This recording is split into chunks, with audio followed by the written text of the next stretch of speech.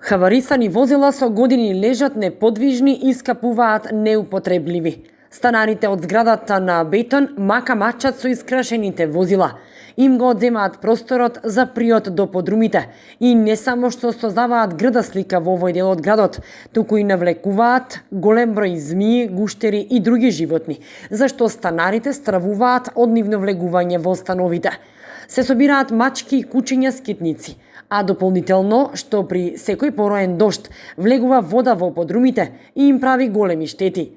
Поднале барање со петиција до општината и до одговорните во Оделението за внатрешни работи Кочани да се интервенира по ова прашање, зашто очекуваат позитивен одговор. Сакаме да се тргнат, колку години стојат тука овие коли, сметат не и мачки, и змии, се има тука. Сакаме одма да се тргнат. Нешто кој ќе ни падне и на 70 години, на 80 се качуваме на колите, па да се го земеме чаршавчето било нешто, не може да се го оставиш. Да се тргне колите.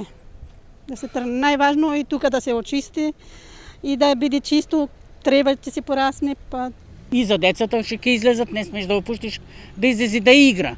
Па дали е внучето или твоето или моето, да може да слези долу. Вака не смеш да опуштиш, или ќе се пресечи, или ќе се удри некаде. МВР ги паркира тука колите, нивниот проблем треба ние да го решаваме. Треба да си го решат тие. Како што тражат од нас граѓаните да бидеме, да поштуваме нешто, така и они треба тоа да ги тргнат колите, за да можеме и ние тоа да го уредиме, да има дечиња кај да излезат. Дополнително станарите до општината поднеле и друго барање за асфалтирање на просторот пред зградата и чистење на тој дел, за да имаат каде да ги паркираат возилата. Просторот цел да се асфалтира, за да може и она што ќе се паркират колите, да се знаат секој своје место. Вака се сите блокирани едно на друго, нема кој каде да влезе, нема кој каде да излезе. Канал 8 се обрати и до локалната самоуправа на Кочани, откаде што добивме одговор. Во однос на првото прашање за хаварисаните возила, одговорот е дека општината нема никаква надлежност над возилата кои се предмет на судска постапка.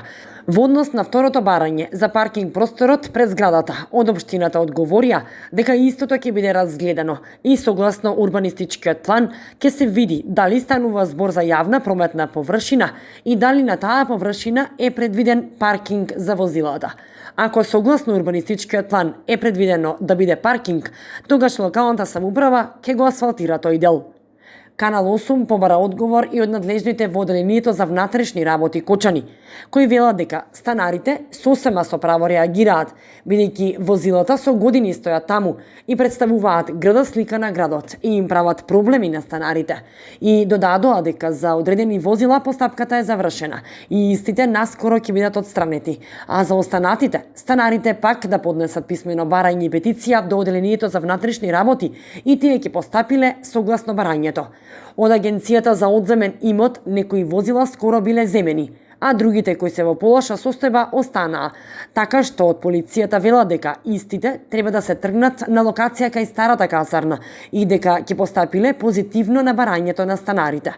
Станарите веднаш поднесоа барање до Оделението за внатрешни работи со петиција и подписи и очекуваат наскоро решавање на проблемот.